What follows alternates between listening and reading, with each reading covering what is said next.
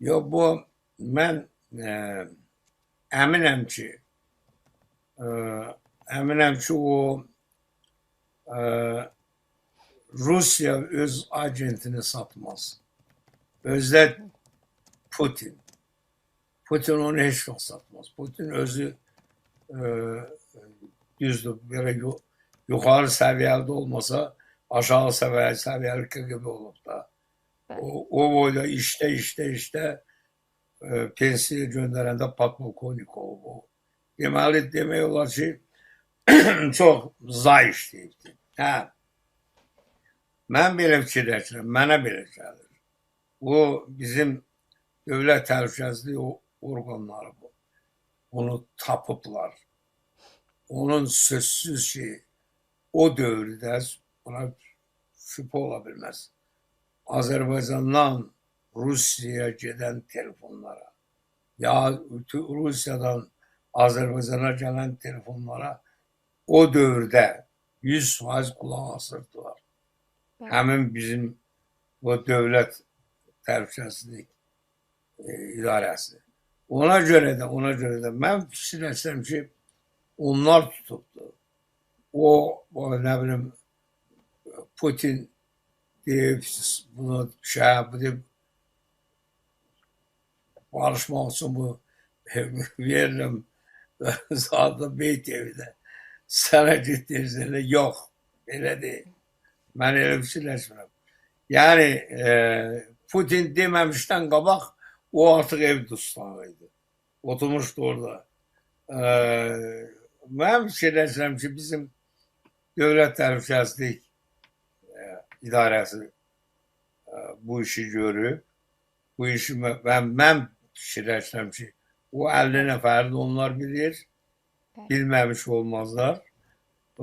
Çünki son vaxtlar onların gördüyü bir çox işlər göstərir ki, onlar həqiqətən də güclü bacarırlar işləməklə. Ona görə də o 50 nəfəri də müəyyənləşdirəcəklər. Mən şəxsən inanmıram ki, o adamlar satıblar. Sonra başqa nə sual verdiniz? Baxın, mən o 50 nəfər, bəli, yeri gəlmişkən mən düzəliş dedim, az öncə siz doğru deyirdiniz, mən bir qədər yəqin yorğunluqla bağlı, görüşün düşənbədə olmasından bağlı çaşıb Səmərqənd dedim, yəni düzəldirəm onu, sizdən də üzr istəyərək, tamaşaçılardan da üzr istəyərək. Əsas deyil ki, əsas görüşümdə. Bəli. Və bir məqam da var, bu 50 nəfərlə bağlı. Siz də deyirsiniz ki, Rusiyanın onu satması ehtimalı yoxdur, Rusiya öz adamlarını satmayacaq. Mən hesab edirəm ki, ola bilməz. Bəli. Bəs bu 50 nəfərlə bağlı sizin fikrinizcə yaxın günlərdə sensasiyon həbslər ola bilərmi Azərbaycanda?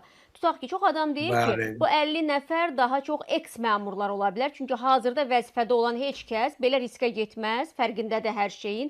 Sizin fikrinizcə eks-nazirlər, eks-komitə rəhbərləri, eks-deputatlar, nə bilim, hətta jurnalistlər falan da var deyilənə görə, ziyalılar, iqtisadçılar belə var o komandanın içərisində. Siz komandanı necə təsəvvür edirsiniz, Rəsul bəy?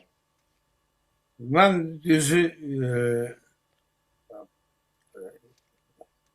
yaxşı təsəvvür edə bilmirəm. Çünki mən düşünmürəm ki, bu Azərbaycanda o qədər belə dəhşətli, cəsarətli adamlar olsun. Mən ona şübhəm var, böyük şübhəm var. Ona görə mən düşünmürəm ki,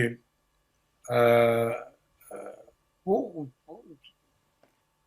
keçmiş, nə bilim, icra başçıları yaxud nazirlər ola bilər ki, o özü kimlərəsə xəbər göndərib. Bilirsiniz, bu adam